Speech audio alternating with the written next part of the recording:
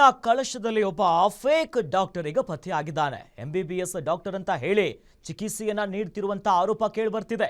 ಖಾಸಗಿ ಕ್ಲಿನಿಕ್ಗೆ ಬೀಗವನ್ನ ಹಾಕಿದ್ದಾರೆ ಅಧಿಕಾರಿಗಳು.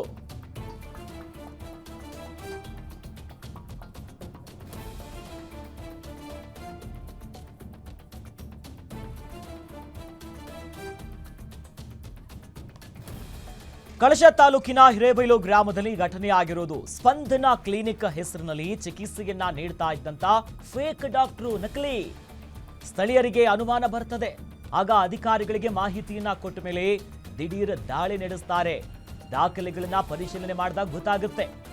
ಮೂಡಿಗೆರೆಯ ವೈದ್ಯಾಧಿಕಾರಿ ಹರೀಶ್ ಬಾಬು ನೇತೃತ್ವದಲ್ಲಿ ದಾಳಿ ಮಾಡಲಾಗುತ್ತೆ.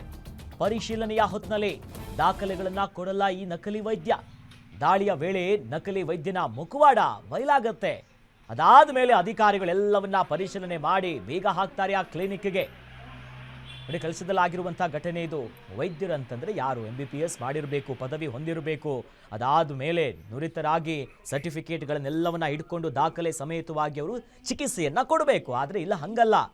ನಾನು MBBS ಡಾಕ್ಟರ್ ಅಂತ ಹೇಳಿ ಅಲ್ಲಿನ ಗ್ರಾಮದವರಿಗೆ ಬರುವಂಥ ರೋಗಿಗಳಿಗೆ ಚಿಕಿತ್ಸೆಯನ್ನ ಕೊಡಲಾಗ್ತಿತ್ತು. ಆದರೆ ಯಾವಾಗ ಅಲ್ಲಿನ ಸ್ಥಳೀಯರಿಗೆ ಒಂದು ಡೌಟ್ ಬರುತ್ತೆ, ಈ ಸ್ಪಂದನ ಕ್ಲಿನಿಕ್ ಮೇಲೆ ಏನೋ ಮಿಸ್ ಹೊಡಿತಾ ಇದೆ ಅಂತ. ಅಧಿಕಾರಿಗಳ ಗಮನಕ್ಕೆ ತಂದಂಥ ಸಂದರ್ಭದಲ್ಲಿ ಅಧಿಕಾರಿಗಳು ಬಂದು ಪರಿಶೀಲನೆ ಮಾಡಿದಾಗ ಗೊತ್ತಾಗುತ್ತೆ. ಡಾಕ್ಯುಮೆಂಟ್ಸ್ ಕೊಡಲ್ಲ, ಎಲ್ಲವೂ ಕೂಡ ಫೇಕ್ ಅನ್ನೋದಾಗಿ. ಇಷ್ಟು ದಿನ ಏನು ವೈದ್ಯೋ ನಾರಾಯಣೋ ಹರಿ ಅನ್ನೋದಾಗಿ ವೈದ್ಯರು ಚಿಕಿತ್ಸೆ ಕೊಡ್ತಾರೆ, ವಾಸಿ ಆಗತ್ತಂತ ಹೋಗ್ತಾ ಇದ್ರೆ ಈಗ ಗೊತ್ತಾಗಿದೆ ಇವರು ನಾರ್ಮಲ್ ಡಾಕ್ಟರ್ ಅಲ್ಲ, ವೈಕುಂಠಕ್ಕೆ ಕಳಿಸುವಂಥ ಡಾಕ್ಟರ್ ಅನ್ನೋದಾಗಿ. ಹಾಗಾಗಿ ಸದ್ಯ ಕ್ಲಿನಿಕ್ನ ಬಂದ್ ಮಾಡಿ ಅಧಿಕಾರಿಗಳು ಕ್ರಮ ತೆಗೆದುಕೊಂಡಿದ್ದಾರೆ.